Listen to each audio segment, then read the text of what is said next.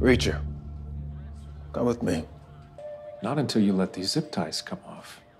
We both know I didn't kill anybody, and they're uncomfortable. Get the box cutter. It's okay. I got it.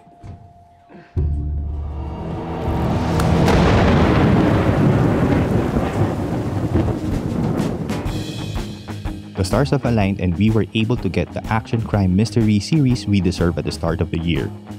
Reacher premiered on Amazon Prime Video on the 4th of February, and all 8 episodes are full of crime-solving scenes, funny and witty lines, and action sequences that increase in intensity as the story progresses.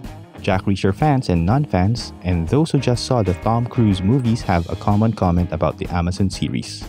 This is the screen adaptation of Jack Reacher we have been waiting for. I'll count to 3. Bitch, do you know who you're talking to? 1, 2.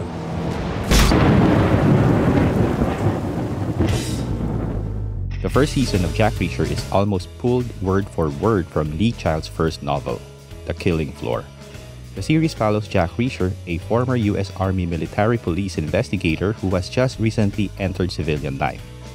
Viewers are introduced to the character as he arrives in the small town of Margrave, Georgia, where he uncovers a criminal conspiracy involving crooked cops and corrupt politicians.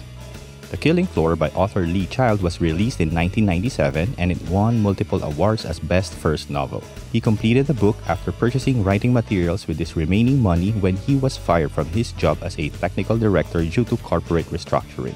That's a bonus fact for non-Jack Reacher fans out there. The movies are quite different as they are based on books that are released later into Lee Child's career. One Shot, which the first Tom Cruise Jack Reacher movie is based on, is the 9th book in the series. While the second movie, Jack Reacher Never Go Back, is based on the novel of the same title, which is the 18th in the series and released a year after the first movie.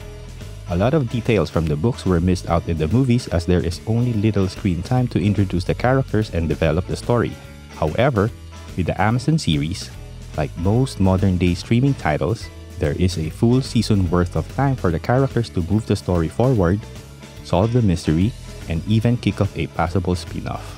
More about that later. Till we know for sure that all 6'4" of you was on that bus from Tampa. 6'5". Let's talk about the small elephant in the room. Of course, Tom Cruise portrayed Reacher's strength by showcasing his wits and experience rather than using brute physical force.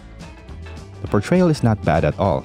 It's just that lots of fans have someone more muscular and a foot taller in their minds. Alan Ritchson, however, amped up the role to superheroic levels. It's like Sherlock Holmes is being portrayed by Dwayne "The Rock" Johnson. Imagine Sherlock Hulk. Speaking of Dwayne Johnson, did you know that he was once passed over as Jack Reacher back in the 2010s? Pretty sure that the only challenge they have back then is how The Rock can sport dirty blonde hair. As an actor, of course, with the physical aspect set aside, Tom Cruise is light years away from Alan Ritchson. He is a multiple Academy Awards nominee while Alan has superhero TV series titles like Titans and Smallville in his resume. Not many big screen titles though. But again, about the elephant in the room. Like literally the elephant.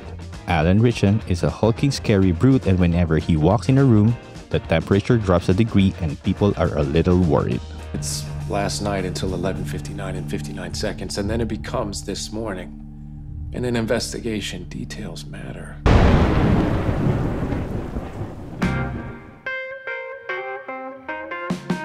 Ever wonder why we keep on seeing shirtless Jack Reachers, whether in the movies or in the series?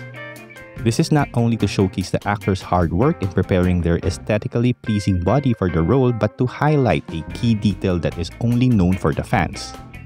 Jack Reacher's scars. There's a notably collection of scars throughout his body. One on his abdomen caused by a bombing in Lebanon, and there's also one on his chest from a handgun, a .38 caliber to be specific.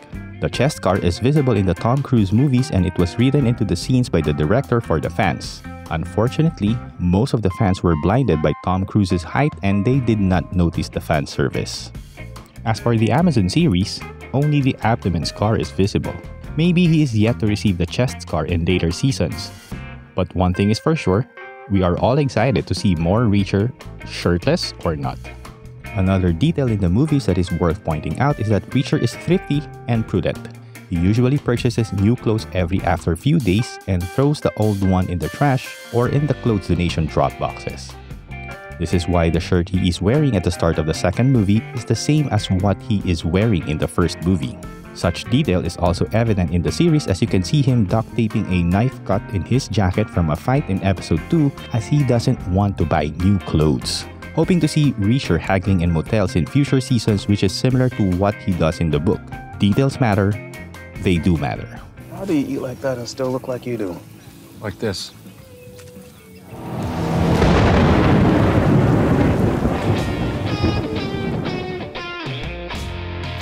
One detail you can find in the series that is true to the book is Reacher being always hungry. You don't know when your last meal will be, is one of the philosophies he lives by. You see him eating throughout the episodes like there's no tomorrow. But take a look at his body. It's like he has not consumed any carbs for the past 10 years. This is one detail that has been missed out in the movies, as we don't get to see Reacher eat that much. There were just like a diner scene per movie, with the second one not showing any signs of food intake. Just the badass scene with the sheriff. When in doubt, drink coffee. One of the 5 Reacher rules. There have been multiple attempts to get that coffee since he got arrested in the opening of episode 1. And Reacher loves pies in the books. He has encountered multiple failures to have that pie as well throughout the season. He almost got a chance, but unfortunately, the last piece was given to Officer Baker. Good thing he gets to eat that pie at the end of the final episode. I'm not asking, sir. I'm telling. But don't worry, I won't kick your ass unless you make me.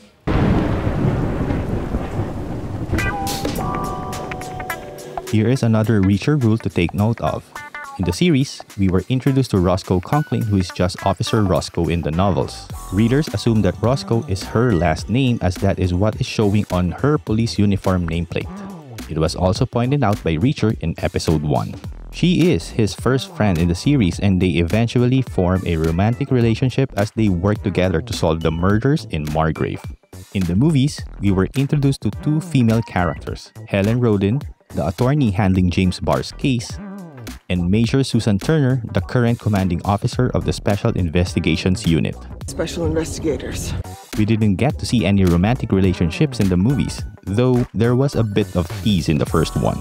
Back to the Amazon series, there is also an introduction of Reacher's associate, Francis Neely, who worked under Reacher as an Army MP and now is a private investigator and is Reacher's best friend. Neely was one of Reacher's first choice to join him in his U.S. Army Special Investigations Unit, Special investigators, and was the only enlisted person chosen to be part of this elite team of investigators. Special investigators. Just so we are clear, there is no evidence of a Reacher and Neely relationship in the novels. It's just worth mentioning this in preparation for the spin-off topic. More on this later. You do not mess with the special investigators. You do not mess with the special investigators.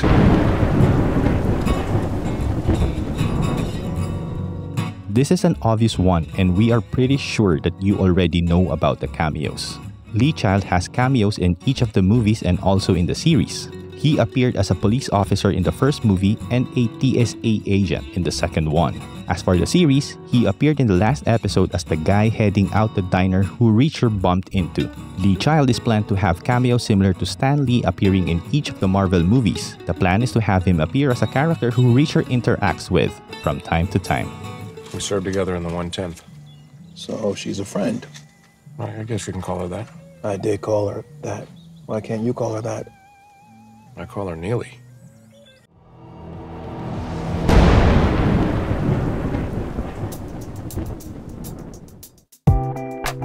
What's your favorite Reacher moment in the series? Let us know in the comment section. Also, tap the like icon so that other Reacher fans get this content, and do not forget to subscribe for more movies and series comparisons. In just a few days after Amazon premiered Reacher, decisions were made to renew the series for a second season. Reacher was both the most watched series over a 24-hour period and its most highly rated in IMDb. With the first season ending with Reacher leaving the town and moving on to his next adventure, it stands to reason that the majority of the characters might not be back for the second season. The supporting cast of Season 2 will all depend on which book the new episodes will follow. While it's not clear yet what shape Season 2 will take, we can expect another faithful novel adaptation. Will it be 1998's Die Trying, the next book in the series after Killing Floor? We are probably to find that out in the next few months. For the rumored spin-off, we might see Frances Neely in it as her character was introduced earlier than expected. Special investigators. Her first appearance is in Without Fail, the 6th book in the Jack Reacher series. It is a possibility that Amazon is following the Disney Plus Marvel series formula. Introduce a compelling character with little backstory, then show that backstory in a spin-off series. So, what can we do while waiting for the second season of Reacher? Let's take a look at other series similar to Jack Reacher, and these videos might help you decide. Thank you for watching and talk to you soon.